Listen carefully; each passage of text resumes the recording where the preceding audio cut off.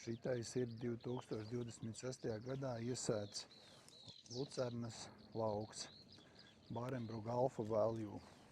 Pirms tam bagātīgi samēslots ar šķidrmēsliem, un kopā ar šķidrmēsliem ir atnests arī ļoti daudz nezaļu sēklas, dažādas. Kumelīte, balanda, šitais tāds bija aizmirs, kaut kāds ganu plikstiņš vai naudulis, palabojiet mani. Ja, un vēl daudz citas skaistas puķis. Reku šitais bija, jā, pareizi. Nu, lūk, vispār, ja neņem vērā tās nezāles, lucerna ir superīgi ieaugusies. Paskaties, tas ir Bārenbruga lucernas tāds milzīgs pluss, pateicoties tam apvalciņam, ko viņi liek ap sēklām, kurā ir iekšā minerālu vielas, kurā ir iekšā šīs rizobijuma gumiņu baktērijas, kuras uzreiz pieķerās klāt pie lucernas saknēm. Lucerni ieaugās perfekti. Tā ir tā milzīgā priekšrocība.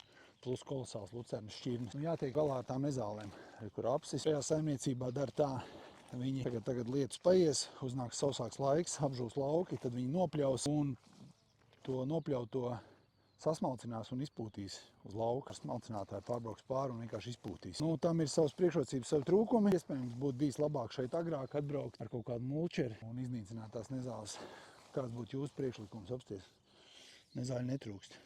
Kā jūs cīnītos ar nezālēm un kurā brīdī šādā jaunā lucernas laukā? Pasties, cik augsta lucerna jau ir, Pareizi sagriezu. Kur tā ir šogad sētā lucerna, 37 cm gara. Jā, nezāles arī. Visiem čau!